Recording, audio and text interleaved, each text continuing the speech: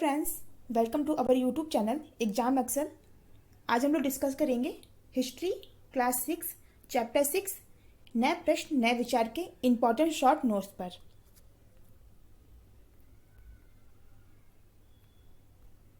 पहला पॉइंट है बौद्ध धर्म के संस्थापक। तो बौद्ध धर्म के संस्थापक थे वो सिद्धार्थ थे। इनको गौतम बुद्ध के नाम से भी जाना जाता है, ये आप लोग जानते होंगे। इनका जन्म काफ़ी इंपॉर्टेंट है, क्वेश्चन अक्सर आता है सिद्धार्थ का जन्म कब हुआ था। तो यहाँ पे 2500 वर्ष पूर्व।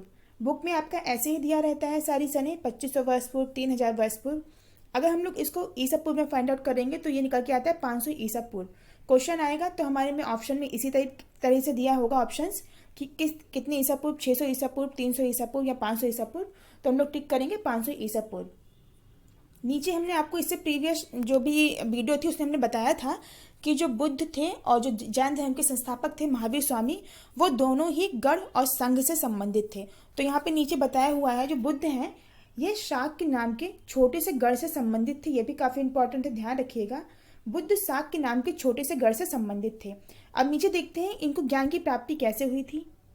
ज्ञान की प्राप्ति बौद्ध गया बिहार में पीपल के वृक्ष के नीचे तपस्या के फलस्वरूप इनको ज्ञान की प्राप्ति हुई थी। कहाँ? बौद्ध गया बिहार में एक पीपल के वृक्ष के नीचे।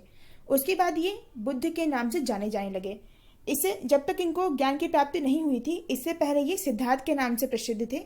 जब इनको ज्ञान की प्राप्ति हो गई तो ये बुद्ध के नाम से जाने जाने लगे। क्वेश्चन आ सकता है कि बुद्ध के नाम से ये कब प्रसिद्ध हुए, तो हम लोग बता सकते हैं कि ज्ञान की प्राप्ति के फलस्वरूप या ज्ञान की प्राप्ति के बाद ये बुद्ध के नाम से प्रसिद्ध हुए। नीचे देखते हैं इनका पहला उपदेश। इनका पहला उपदेश सारनाथ, इन्होंने अपना पहला उपदेश सारनाथ में दिया था, जो कहाँ स्थित है? बनारस में। काफ़ी इंपॉर्टेंट है ये भी। पहला उपदेश अक्सर आता है कि गौतम बुद्ध ने अपना पहला उपदेश कहाँ दिया था, तो हम बता सकते हैं सारनाथ, जो अभी बनारस में स्थित है। मृत्यु इनकी कुशीनगर में हुई थी, कुशीनारा में हुई थी। और शिक्षा की प्राप्ति जो है, शिक्षा की जो इनकी भाषा है वो प्राकृत है। तीनों ही काफ़ी इंपॉर्टेंट है। पहला उपदेश सारनाथ में दिया था, मृत्यु कुशीनारा में हुई थी, शिक्षा की भाषा इनकी प्राकृत है। अब नीचे देखते हैं उपनिषद। उपनिषद ये वैदिक काल से संबंधित है। वैदिक काल में उपनिषद आए थे। शाब्दिक अर्थ क्या है उपनिषद का? गुरु के समीप बैठना। शाब्दिक अर्थ काफी इंपॉर्टेंट है। उपनिषद का शाब्दिक अर्थ है गुरु के समीप बैठना। नीचे ही स्त्रियों में गार्गी जैसे विचारकों का उल्लेख मिला है। इसमें पहले विचारक जो भी थे वो सारे पुरुष ही थे, लेकिन उपनिषद में पहली बार स्त्रियों में गार्गी, काफी इंपॉर्टेंट नाम है, गार्गी जैसी जो विचारक महिलाएं थी उनका उल्लेख भी मिला है इसमें। किसमें? उपनिषद में। ध्यान रखिएगा, गार्गी का जो गार्गी जैसे विचारक है उनका उल्लेख उपनिषद में मिला है। काफी इंपॉर्टेंट क्वेश्चन है। नीचे पाणिनि, इनके बारे में पढ़ते हैं।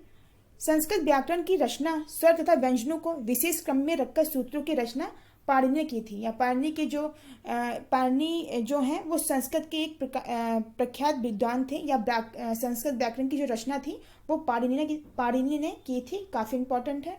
नीचे जैन धर्म, जैन धर्म के बारे में पढ़ते हैं। जैन जिन शब्द से उत्पन्न, अर्थ विजेता। जैन का अर्थ है ये जिन शब्द से उत्पन्न हुआ है, जिन का अर्थ होता है विजेता। नीचे प्रवर्तक इससे कौन थे? वर्धमान महावीर या महावीर स्वामी जो थे वो इसके प्रवर्तक थे। नीचे है जन्म लगभग 2500 ईसा पूर्व, 2500 वर्ष पूर्व और 500 ईसा पूर्व। इनका भी जन्म सेम है। बुद्ध और जो जैन धर्म के प्रवर्तक हैं बुद्ध जी और महावीर जी, ये इन दोनों का ही जन्म 500 ईसा पूर्व हुआ था, अर्थात 2500 वर्ष पूर्व। नीचे महावीर वजनी संघ के क्षत्रिय कुल के लिच्छविक राजकुमार थे। काफी इंपॉर्टेंट है। उसमें क्या था? वो शाक्य वंश के थे। इसने बताया है जो महावीर हैं वो वज्जी संघ के क्षत्रिय कुल के लिच्छविक राजकुमार थे। ध्यान रखिएगा। नीचे 30 वर्ष की आयु में इन्होंने घर छोड़ दिया था। ये इंपॉर्टेंट है कि जो बुद्ध थे उन्होंने शाक्य नामक छोटे से गढ़ से संबंधित थे, जबकि जो महावीर जी हैं वो वज्जी संघ के क्षत्रिय कुल से संबंधित थे। इसका मतलब महावीर जो हैं वो संघ से संबंधित थे और जो बुद्ध थे वो गढ़ से संबंधित थे। नीचे देखते हैं 12 वर्ष तपस्या के पश्चात इनको ज्ञान की प्राप्ति हुई थी। किनको? महावीर स्वामी को। नीचे शिक्षा की भाषा भी, इनकी भी भाषा प्राकृत है।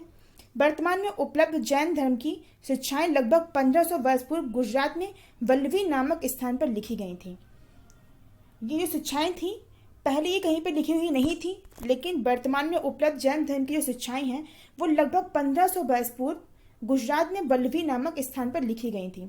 नीचे है संघ का क्या अर्थ है। संघ एक संगठन जहां त्याग करने वाले लोग एक साथ रहते हैं। संघ का मतलब है एक संगठन या ग्रुप जहां पर जो लोग त्याग करते हैं वो एक साथ रहते हैं। नीचे है विनय पिटक, इसको पढ़ते हैं। संघ में रहने वाले बौद्ध भिक्षुओं के लिए बनाए गए नियम का उल्लेख इसमें मिला है। किसमें? विनय पिटक में। संघ में रहने वाले जो भी बौद्ध भिक्षु थे उनके लिए जो भी नियम जो भी रूल्स बनाए गए थे उनका जो भी विवरण है उल्लेख है वो विनय पिटक में मिलता है। काफी इंपॉर्टेंट है, क्वेश्चन आ सकता है ऐसे। नीचे है संघ में स्त्री पुरुष के अलग अलग रहने की व्यवस्था थी। यहाँ पे कुछ विशेषताएं बताई हुई है संघ की कि जो स्त्री और पुरुष के रहने की वहाँ पे अलग अलग व्यवस्था थी। मतलब स्त्री जो है वो अलग रहती थी और जो पुरुष थे वो अलग रहते थे। नीचे है भिक्खु या भिक्खुनी, इसको पढ़ते हैं। साधु या भिखारी, मतलब भिक्खु और भिक्खुनी का जो प्राकृत भाषा में इसको भिखारी बोलते हैं।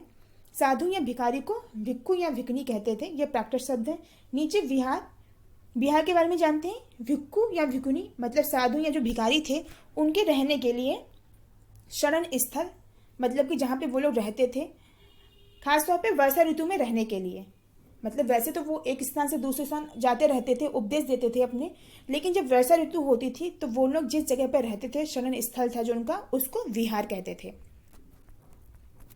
अब नीचे देखते हैं आश्रम व्यवस्था के बारे में पढ़ते हैं। क्या थी आश्रम व्यवस्था? ब्रह्मचर्य, गृहस्थ, वानप्रस्थ, संन्यास। स्त्रियों को वेद पढ़ने की अनुमति नहीं थी। इससे पहले जो हमने वीडियो आपको बताई थी उसमें भी यही चीज थी कि आश्रम 4 थे, ब्रह्मचर्य, गृहस्थ, वानप्रस्थ, संन्यास। स्त्रियों को वेद पढ़ने की अनुमति नहीं थी। नीचे है जरथुस्त्र, इसको पढ़ते हैं। ईरानी पैगंबर थे, इनकी शिक्षाओं का संकलन जैन अवेस्था में मिलते हैं जो वेद से काफी मिलते जुलते हैं। जो जरथुस्त्र हैं वो ईरानी एक पैगंबर थे, इनकी शिक्षाओं का जो संकलन है मतलब इनकी जो शिक्षाएं हैं वो जैन अवेस्था में मिलते हैं जो वेद से काफी मिलते जुलते हैं। जो इनका संकलन है वो जो हमारे यहाँ वेद है उससे काफी मिलता जुलता है। नीचे मूल शिक्षा का सूत्र क्या था?